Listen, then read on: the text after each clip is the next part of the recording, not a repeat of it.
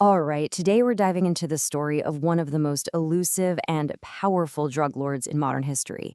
And we're going to explore what happens when a kingpin's reign comes to well, a very violent end. Just picture this scene for a second. It's not happening in just one city, but all across an entire nation. And no, this isn't a movie. This was the reality in Mexico, a country just plunged into absolute chaos. So, what could possibly trigger such a massive, coordinated wave of violence? This wasn't some spontaneous uprising. No, this was a declaration of war, a brutal retaliation for the death of a single man. And that right there is the big question we're tackling.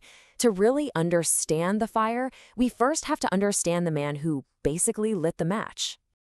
The man at the absolute center of this storm was Nemesio Oseguera Cervantes, but the world knew him as El Mencho. So his story, it starts back in 1966 in a poor village with almost no opportunities. Like a lot of people, he went looking for a better life in the United States.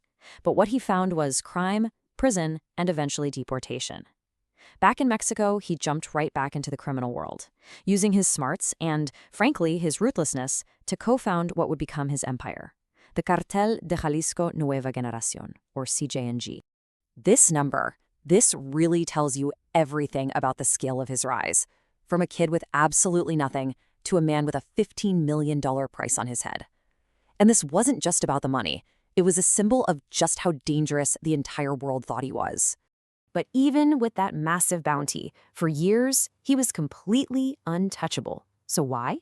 Well, because he operated like a phantom. He stayed away from cities, he stuck to these remote, rugged mountain regions, and he was protected by a fiercely loyal inner circle. It made him almost impossible to track. But El Mencho was way more than just a ghost. He was the architect of a terrifyingly effective criminal organization. Let's get into how he built this empire. Okay, this shows you the key difference in their whole strategy. While the older cartels tried to operate in the shadows, El Mencho's CJNG did the exact opposite. They used spectacular public violence as a tool, not just to take out rivals, but to literally challenge the government itself. This hyperviolence was a kind of psychological warfare designed to terrorize everybody, from civilians to officials, making sure everyone knew who was really in charge. And you know what? Their strategy worked. This map really shows you the insane extent of their influence. At their peak, the CJNG had a presence in at least 21 of Mexico's 31 states.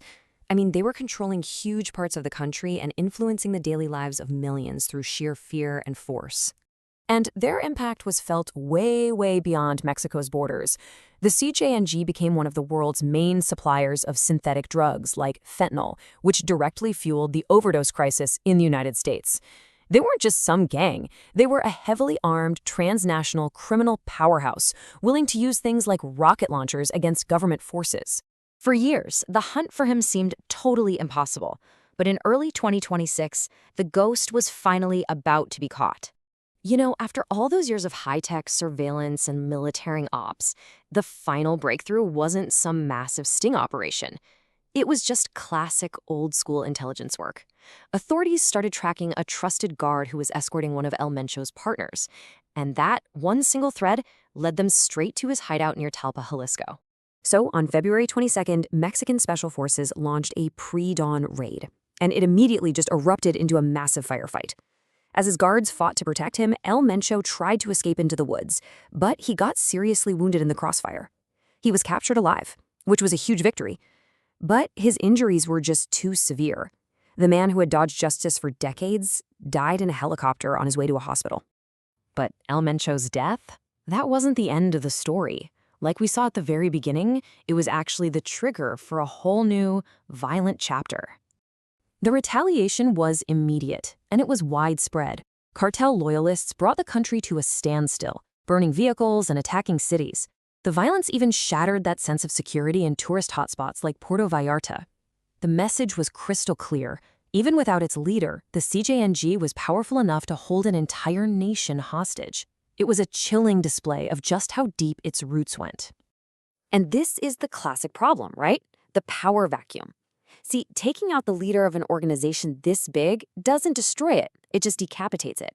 So now different lieutenants inside the CJNG are going to fight and fight violently to seize control of his massive empire. At the same time, rival cartels see a golden opportunity to move in.